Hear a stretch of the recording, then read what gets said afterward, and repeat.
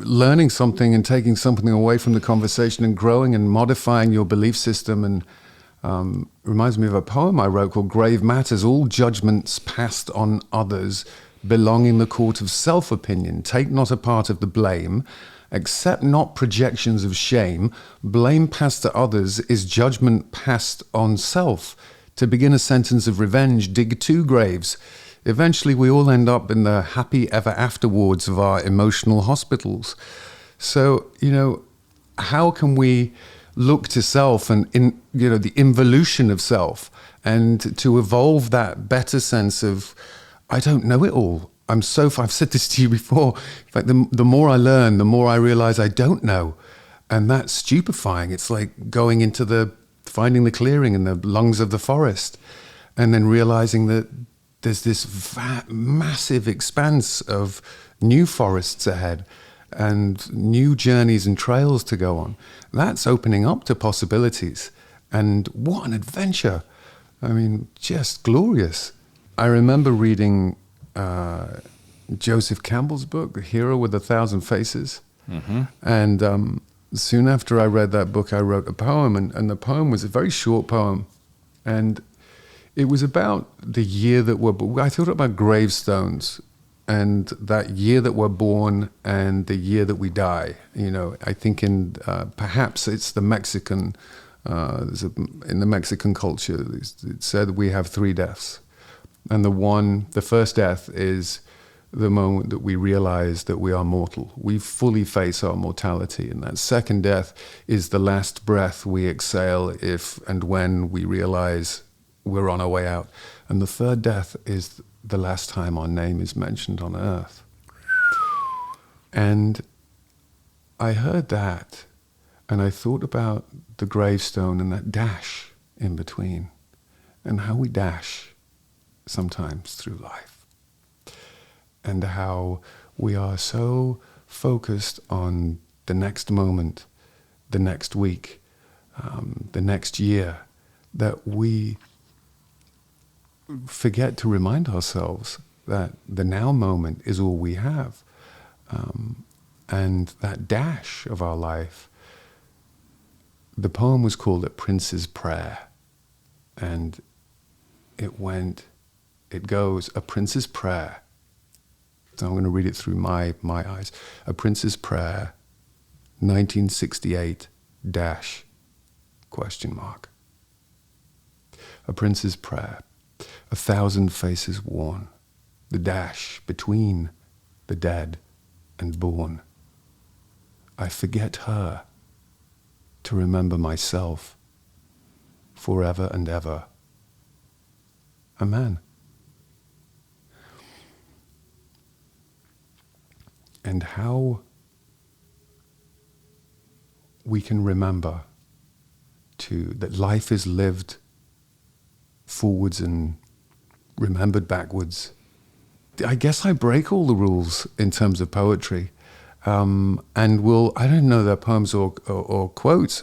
I wrote one called The Calamity of Conscious, and it goes, the cerebral paradox, the elusive obvious, the letting go of holding on, finding by not looking, unearthing without disturbing the ground, going to pieces without falling apart, accepting answers without question, unconscious incompetence, conscious incompetence, conscious competence, unconscious competence.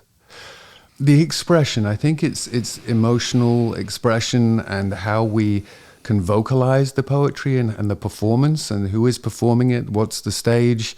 Perhaps I don't know on the DarkHorse podcast if you've talked about poetry before, who knows? I don't profess to be an expert. I think that sometimes when you read it on the page, you can create and craft meaning making in the moment, and the interpretation of what it means to you, what a quote or what a line means to someone. Sometimes I play with words. I remember doing a whole equation set of quotes that were literally written like mathematical formulas. Secrets plus silence plus judgment equals shame. Love equals empathy minus shame divided by the group. Privacy, yes, versus secrets, no. And the pain equation. And so I think there is value in both, in being able to speak them aloud, even just to yourself. I mean, really, it's the inner dialogue, isn't it? At the end of the day, Bret, that we're all in a conversation with. No one can really know us fully, because that inner critic or that inner champion, that's who we really need to get to know. And for me, I did it through, I started to break through beyond my pre-existing belief system that night when I sat down and asked that question, who am I?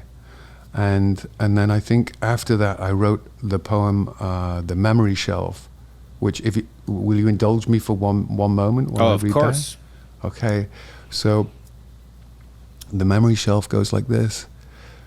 I have recently become acquainted with myself, placed all my thoughts and memories upon a memory shelf, deep sea diving into recesses of piece by painful piece, seeking peace, to unpack what's underneath, to see what's submerged and what comes up to the surface, delving deep into the oceans of my mind, riding waves of length, discovering a mental health, a treasured wealth, a salvage mission for myself, to get connected with my own authentic self, to tune into the memories upon my memory shelf. This changeful self-reflection was a choice. Though painful, it has helped me find my true authentic voice. I came to realize through real eyes the real lies of my past, and though the sea was vast, I worked them out at longest last.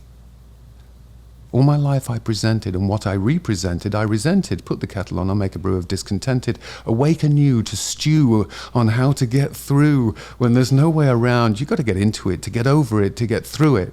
When you can't bear it, share it. If you can't control it, let it go. When you can't feel it, have faith it exists. When you can't hold on, release into the abyss. And when you find yourself fighting for your life, surrender.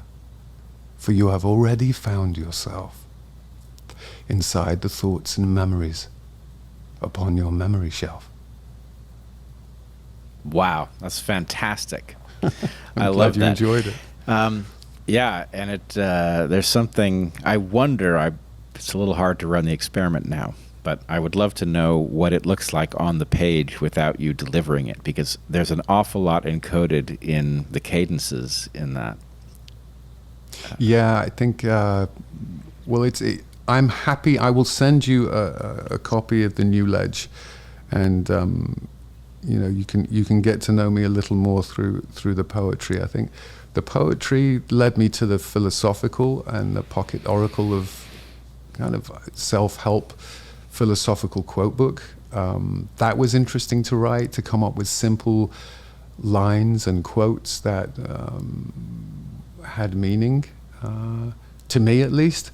I think the first quote is, everything eventually connects. I've got the book here. Ignorance is bliss until your life falls apart. Oh, Faith boy. and belief can be a most dogged pallbearer. Tomorrow I vow to make better mistakes.